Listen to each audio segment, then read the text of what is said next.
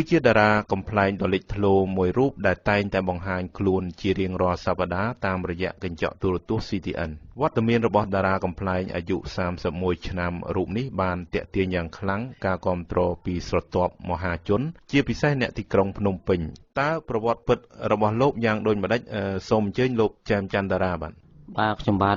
មានស្រុកកំណើតនៅភូមិពពែតឃុំពពែតស្រុកស្វាយទាបខេត្តស្វាយរៀងដល់ខ្ញុំបានអាយុប្រហែលជា17ឆ្នាំខ្ញុំបានបួសហើយមកនៅវត្តបទុមគង្គាវត្តបាក់ខែងបន្ទាប់មកក៏បានសិក្សាសិក្ខាបទហ្នឹងទៅក៏បានធ្វើការនៅភ្នំពេញធ្វើជាកម្មករសំណង់ហ្នឹងរហូតដល់ថ្ងៃទី1 ខែ 1 ឆ្នាំ2010ខ្ញុំក៏ប្រឡងកំ pl ែងជាប់នៅ CTN តែម្ដងបាទជីវិតជាកម្មករសំណង់កាលនោះមាននឹកឃើញថាមានថ្ងៃខ្លាយខ្លួនជាសិល្បករកំ pl ែងដូចពេលនេះទេបាទខ្ញុំមកដែលនឹកឃើញថាខ្ញុំមានទេពកោសល្យសិល្បៈឬក៏អាចថាបានចូលសិល្បៈព្រោះអីពីតូចមកខ្ញុំគិតថាខ្ញុំធ្វើសំណង់ហ្នឹងអនាគតទៅខ្ញុំប្រាថ្នាចង់លក់គ្រឿងសំណង់ឬក៏ជាមេការសំណង់អត់ដែលគិតថាបានចូលសិល្បៈទេប៉ុន្តែសារបណ្ដាញស្នេហ៍ទូទស្សន៍ CTN បានជឿរើសបង្កើតកម្មវិធីប្រឡងមហាកំ pl ែងអញ្ចឹងទៅក៏ធ្វើឲ្យបេក្ខជនបេក្ខនារីទាំងអស់ដែលមានសមត្ថភាពវោហាពាក្យកំ pl ែងអញ្ចឹងមានចំណាប់អារម្មណ៍ដាក់ពាក្យប្រឡងមកខ្ញុំដាក់គេងឯងទៅមិនសង្ឃឹមថាជាប់ប្រមាណផងប៉ុន្តែដោយសារគណៈកម្មការយុតិធធអញ្ចឹងទៅគាត់យកតាមសមត្ថភាពខ្ញុំក៏ជាប់ទៅដោយសារតែចាប់កំណើតនៅឆ្នាំ1980ហេតុនេះជីវិតរបស់លោកចែមច័ន្ទតារាហៅពាក់មីមិនបានឆ្លងកាត់សម័យខ្មែរក្រហមនោះទេទោះជាលោកមិនបានឈឺចាប់នៅក្នុងរបបវាលពិឃាតក៏ដោយក៏ប៉ុន្តែរបបនេះបានបន្សល់ទុកនូវភាពក្រីក្រវេទនាដោយធ្វើឲ្យគ្រួសាររបស់លោកមានការលំបាកខាងជីវភាពយ៉ាងខ្លាំងជីវិតជាកូនកសិករនៅក្នុងខេត្តស្វាយរៀងលោករៀនបានត្រឹមថ្នាក់ទី9ប៉ុណ្ណោះបាទខ្ញុំបាទរៀនបានថ្នាក់ទី9ទេបាននៅអនុវិទ្យាល័យជីភូបាទនៅស្រុកស្វាយទាបខេត្តស្វាយរៀងហ្នឹងបាទភាសាគ្រួសារក្រីក្រអញ្ចឹងទៅហើយម៉ែឪតម្រូវខ្ញុំបួសដើម្បីសងគុណពុកម្ដាយនេះខ្ញុំបាទក៏បួសតែម្ដងអាយុ17ឆ្នាំពីឆ្នាំ1997ដល់ឆ្នាំ2000បន្ទាប់ពីសឹកមកគឺខ្ញុំបាទធ្វើការជាកម្មករសំណង់បន្ទាប់មកក៏បានចូលធ្វើការរោងចក្រនៅរោងចក្រសាមហាន់បន្ទាប់ពីនឹងទៀតទៅក៏បានទៅធ្វើជាកងទ័ពនៅកងពលលេខ1អន្តរាគមន៍នៅកំពង់ឆ្នាំងឈរជើងនៅតំបន់លង្វែកបន្ទាប់ពីនឹងមកបានឈប់ពីទាហានហ្នឹងខ្ញុំមកធ្វើការសំណង់នៅក្រុមហ៊ុន HT ចេណៃហ្នឹងទៅបានធ្វើជាកម្មករសំណង់មួយថ្ងៃ6500ធ្វើបានរហូតបាទ2 3ឆ្នាំខ្ញុំបានឡើងធ្វើជាមេការសំណង់គ្រប់គ្រងការដ្ឋានទាំងមូលបន្ទាប់មកបាន2ឆ្នាំ CTN ធ្វើការប្រឡងកំ pl ែងហ្នឹងក៏បានដាក់ពាក្យប្រឡងជាប់តែម្ដងបាទពេលនោះអារម្មណ៍របស់លោកយ៉ាងដូចម្ដេចដែរបាទពេលដែលប្រឡងជាប់គឺអារម្មណ៍សប្បាយហើយក៏ CTN ក៏សន្យាថានឹងឲ្យពួកខ្ញុំទាំងអស់គ្នាមានការងារធ្វើនៅ CTN ហើយបន្ទាប់មកហ្នឹងគឺខ្ញុំបាទក៏បានជួបជាមួយបងវិចទ័រហើយគាត់បានយកពួកខ្ញុំមកដើម្បីបណ្ដុះបណ្ដាលពួកខ្ញុំដឹកនាំពួកខ្ញុំនិពន្ធរឿងឲ្យពួកខ្ញុំបានរហូតមកដល់សប្តាហ៍ថ្ងៃហ្នឹងបាទបន្ទាប់ពីបានទទួលការងារគួរឲ្យកក់ក្ដៅមួយនៅស្ថានីយ៍ទូរទស្សន៍ក្នុងស្រុកនាយពាក់មីរួមផ្សំជាមួយតារាកំ pl ែងថ្មីមួយចំនួនទៀតបានចេញមុខសម្ដែងតាមកញ្ចក់ទូរទស្សន៍ជារៀងរាល់សប្តាហ៍បានជាច្រើនរឿងហើយពេលវេលាដែលលោកដឹងថាសិល្បៈកំ pl ែងរបស់លោកនិងក្រុមទាំងមូលចាប់ផ្ដើមមានការវិវត្តខ្លាំងនោះគឺតាមរយៈការសម្ដែងតាមរឿងភាគបុរាណចិនបែបកំ pl ែងគឺរឿងថាងជែងចាប់ត្រឹមដែលទស្សនិកជនគ្រប់គ្រងក្រុមខ្ញុំបានហ្នឹងគឺថានៅរឿងថាងជែងបាទថាងជែងវគ្គ1ហ្នឹងមកគេចាប់ផ្ដើមចាប់អារម្មណ៍មកលើក្រុមខ្ញុំបាទហើយរឿងជាច្រើនទៀតហើយខាងក្រៅទូរទស្សន៍នោះក៏ខ្ញុំមានសោតជាកំណាបចំនួនឆ្កែហើយនឹងច្បាប់អ្នកផឹកស៊ីអីចឹងទៅគេស្គាល់សលេងខ្ញុំហ្នឹងក៏ជួយឲ្យខ្ញុំល្បីខាងមួយផ្នែកទៀតដែរ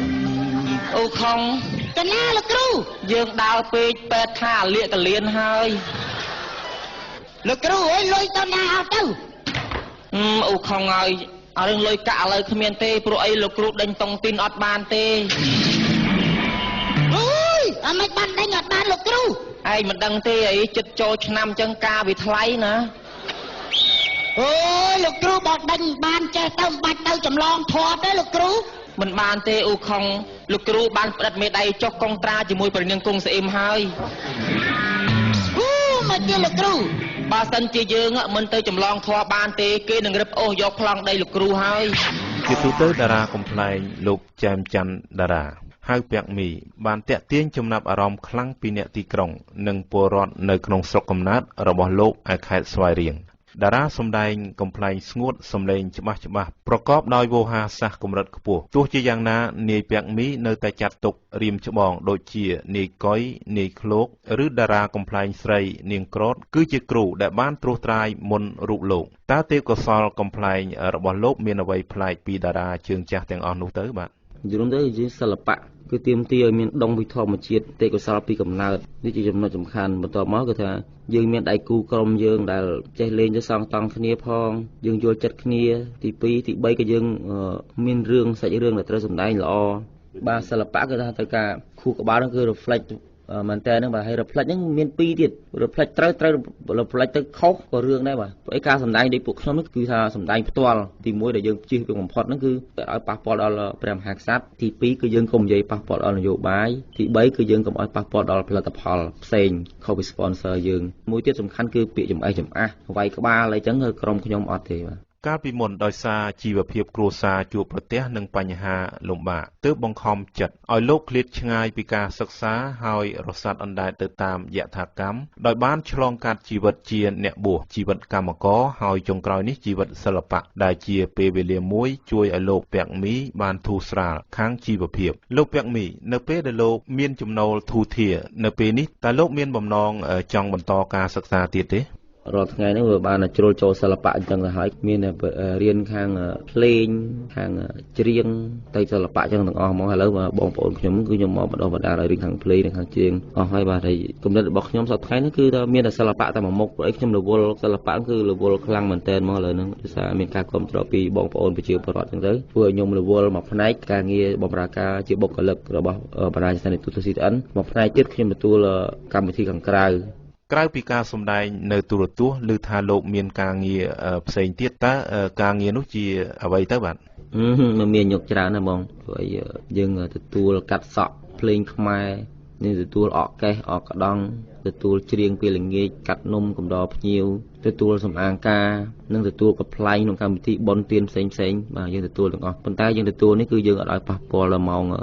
បម្រើការងាររបស់បណ្ដាញស្ថានីយទូរទស្សន៍ CTN ទេបាទ CTN នេះគឺជាដំបូលរបស់យើងខ្ញុំទាំងអស់គ្នាលោកចាមច័ន្ទតារាពេលនេះគេឈ្មោះរបស់លោកមើលទៅមិនចាញ់តារាកំប្លែងជើងចាស់ដូចជានាយកុយឬនាយក្រឹមប៉ុន្មានទេពេលដែលលោកឡើងសម្ដែងនៅក្នុងស្ថានីយទូរទស្សន៍ម្ដងឃើញកាមេរ៉ាចាប់យកទស្សនិកជនទាំងចាស់ទាំងក្មេងបង្ហាញពីទឹកចិត្តគាំទ្រដោយឡែកនៅឯគេហដ្ឋានវិញមានតិចតួចណាស់ដែលទុកទូរទស្សន៍ឲ្យនៅទំនេរហើយមិនតាមដានមើលការផ្សាយផ្ទាល់ពីក្រុមរបស់លោកនិងលោកតើលោកមានយោបល់យ៉ាងម៉េចពីតម្លៃជីវិតរបស់លោកនៅពេលនេះបាទសម្រាប់ខ្ញុំគិតថាខ្ញុំជោគជ័យខ្លាំងមែនទែនដោយសារ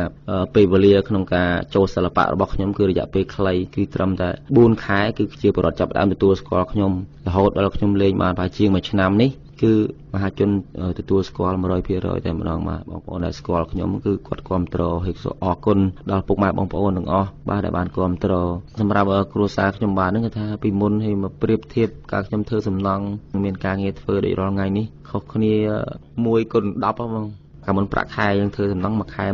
150ពេលឥឡូវយើងអាចរកបានច្រើនជាងនឹង10 ដងហ្មងមានកត្តាអ្វីខ្លះដែលជំរុញឲ្យលោកមានដល់ថ្ងៃនេះបាទដែលមានថ្ងៃនេះគឺទី1គឺបណ្ដាញស្ថានីយទូរទស្សន៍ CTN ហ្នឹងគឺជាកត្តាធំបំផុតដែលធ្វើឲ្យខ្ញុំល្បីហើយទី2គឺថាក្រុមគ្រួសារខ្ញុំគឺគាំទ្រខ្ញុំទាំងអស់ហើយជួយចង់ផ្ដើមខ្ញុំសម្រួលខ្ញុំមកខ្ញុំបានមកធ្វើការតាំងពីប្រឡងមករហូតបាទពេលខ្ញុំបានជាប់ហើយគាត់មានការទំនុកម្រងខ្ញុំឲ្យបាន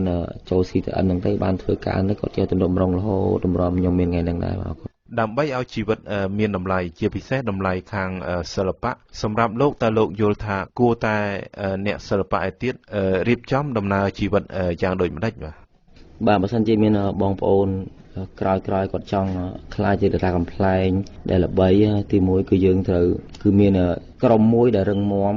មានថ្នាក់ដឹកនាំមួយដែលរឹងមាំហើយជាពិសេសគឺយើងត្រូវគិតថាមហាជនគឺជាគ្រូរបស់យើងពិសេសដូចខ្ញុំអីចឹងខ្ញុំដើរទៅណាចឹងឬមហាជនគាត់និយាយលេងសើចអីចឹងទៅខ្ញុំកត់ទុកក្នុងខួរក្បាលខ្ញុំឬក៏ខ្ញុំទៅសេក្នុងសភៅអីចឹងខ្ញុំកត់ទុកសម្រាប់យកមកលេងភាគច្រើនមហាជនគាត់និយាយគាត់ដឹងថាគាត់និយាយក៏ប្លែកដែរប៉ុន្តែគាត់និយាយមកយើងគិតថារឿងហ្នឹងបើយើង